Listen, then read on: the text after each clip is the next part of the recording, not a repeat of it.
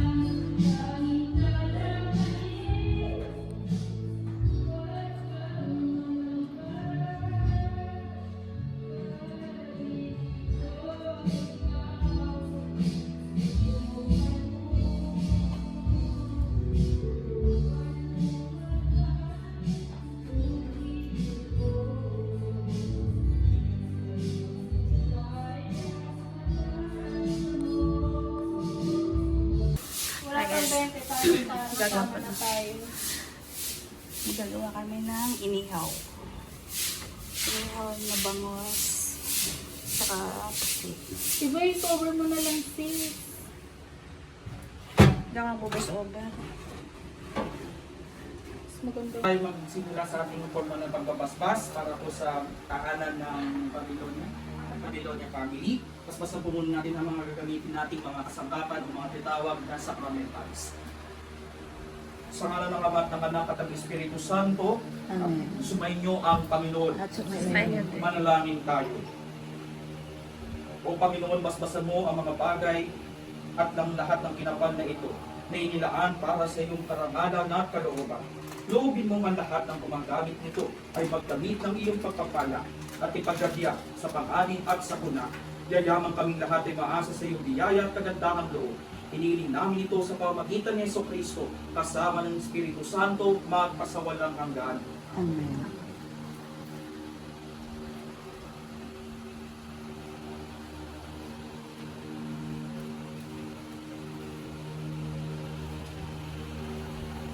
Dahil sa pamamagitan ni Kristo, ang tubig na buhay ng kaligtasan ay pinagpala at pinago mo kami.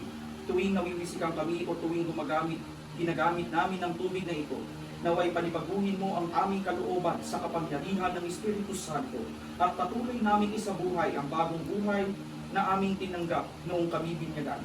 Hiniling namin ito sa pamamagitan ni Kristo aming Panginoon.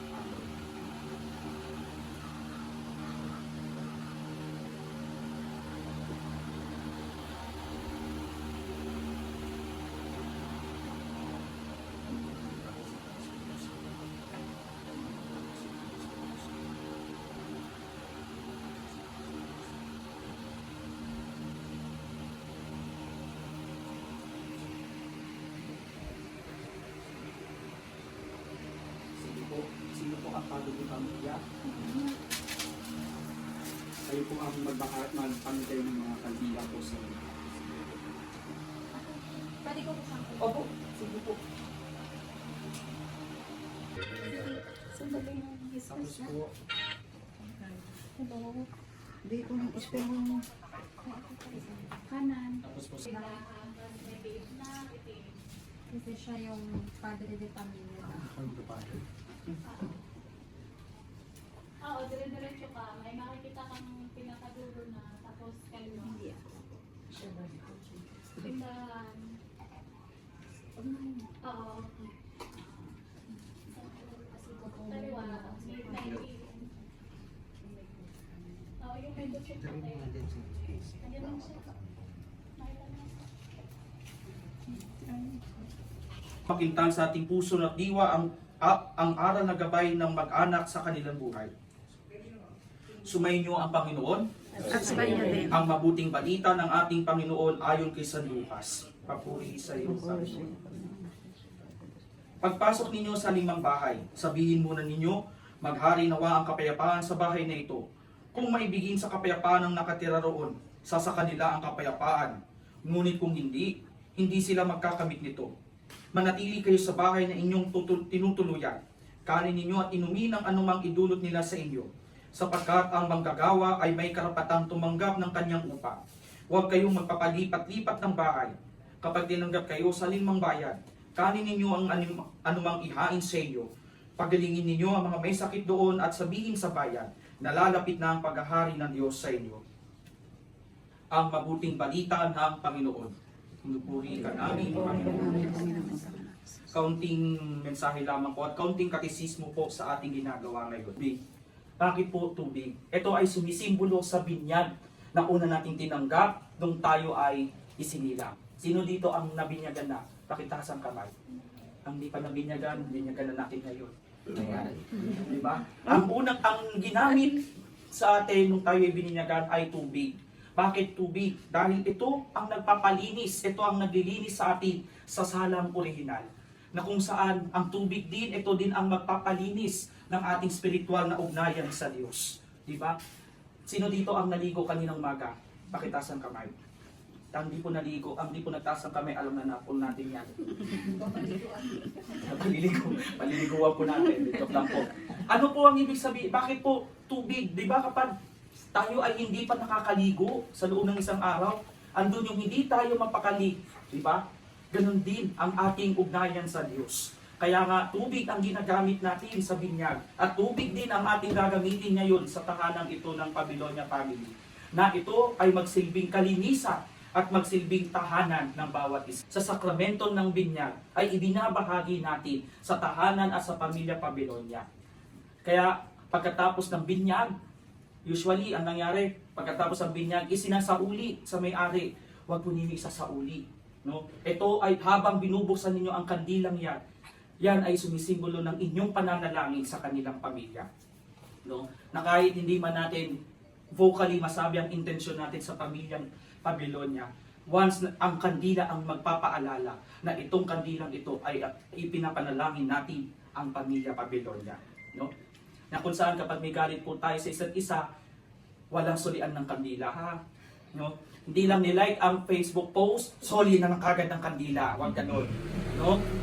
Pangatlo, asin. Ang asin ay ginagamit sa exorcism. Kaya sabi ko nga po kanina kung mas maganda mas marami, di ba? Bakit? Kasi po kung halimbawa nakakaramdam po kayo ng bigat o hindi kayo mapakali dahil may gumagambala sa inyo, ang asin ang pwede ninyong isaboy sa tahanan.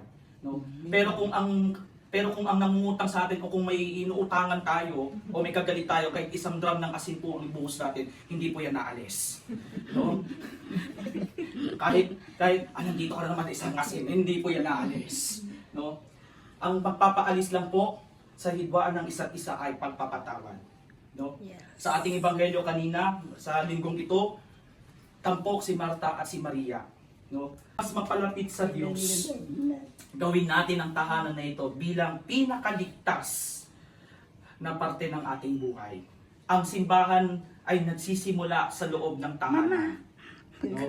Na kung saan, sa loob ng simbahan, may tatay. Kaya nga pari. Di ba? Anong English ng pari? Father. No? Ang responsibilidad ng pagiging isang ama ay hindi natatapos. No? Tulad sa kay Sir, no? Ilang weeks na lang siya ay magiging ganap na isang father na. No? Father hindi ng simbahan, kundi father ng pamilyang ito. Mabigat ang trabaho ng isang ama, pero sa pamagitan ng pagdarasal natin sa Diyos at sa pamiminto natin kay San Jose, no, walang imposible sa Diyos.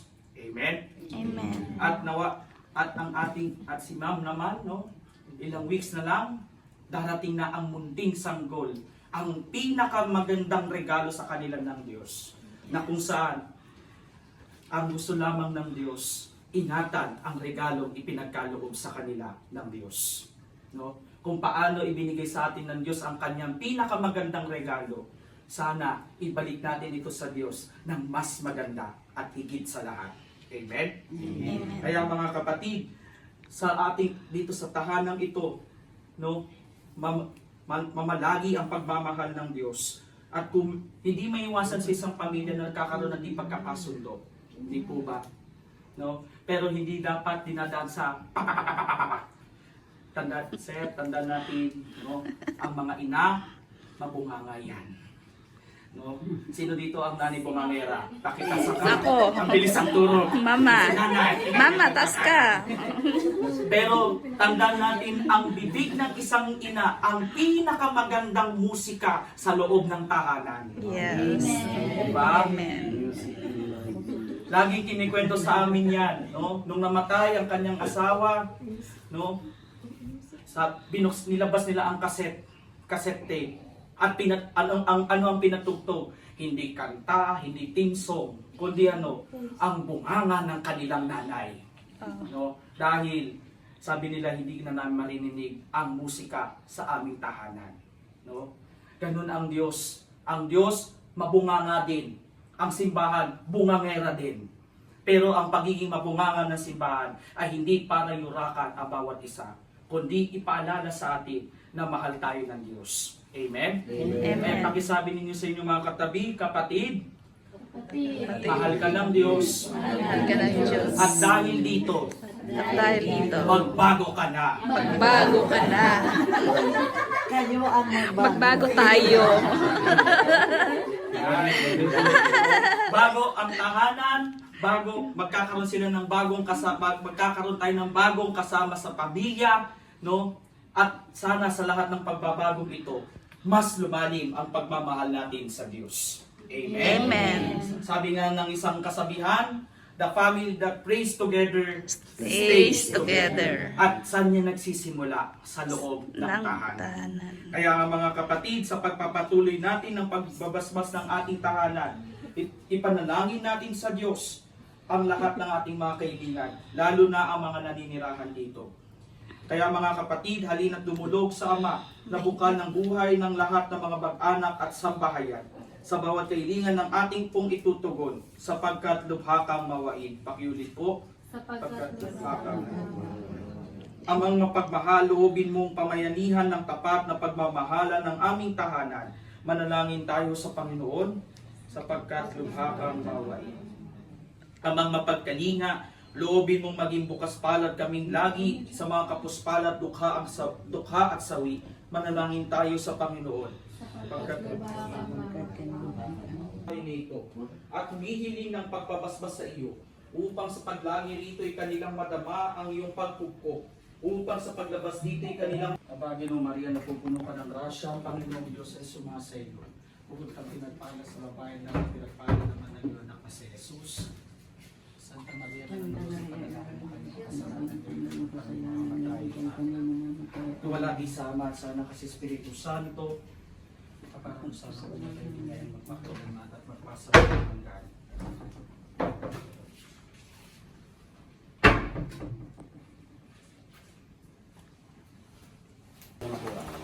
Ayan. Yung mga kaya pa pong yumuko, so pwede na po mag-abang dito po sa loob, sir. So dahil hindi po hindi po pwede si ma'am, no? Saan si sir? Ay. halika na po. Hingi ka ng tingin. Sir, mula po sa pinto, ang sabon po kaya paas po. Wag pong pangato. Kung gusto niyo po ito, doon po magsisimula po sa pinto.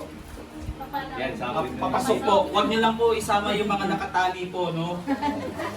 Then, yung mga magyuyuko, pagbilang ng 3, sa 1, 2, 3. Sir, pwede dito sa taas.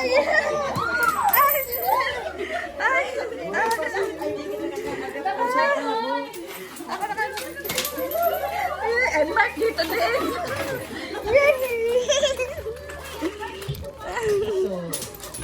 Yay! Dalihan mo. Sabihin mo pa. Oh,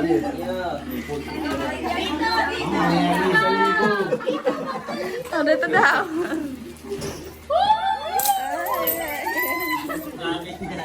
Pagkakarin sa tongkit yan. Ayan.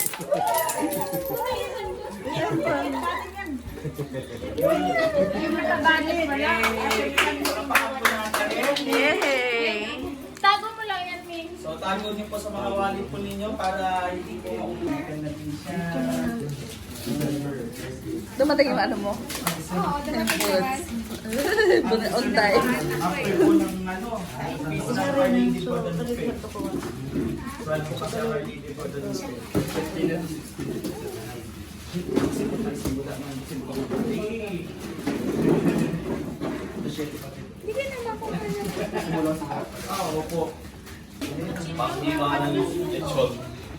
Kutsilyo. Len, pakibigay mo nga yung kutsilyo. Mother. Oh, nasa kaming. Sige po. Sige lang. Picture-picture kami.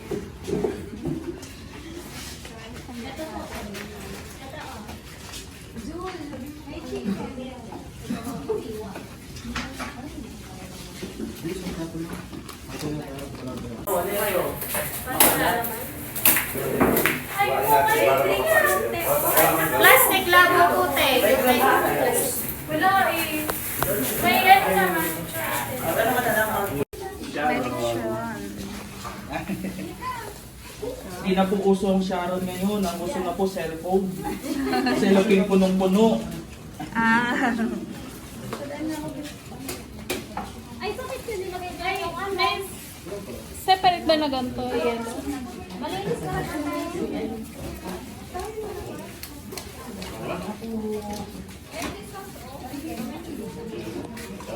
Kain kami.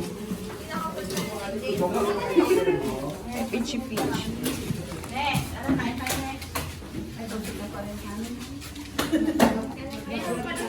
Tayo ah.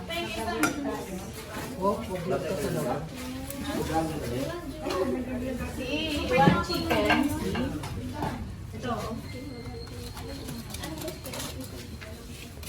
Alam. Kain na po.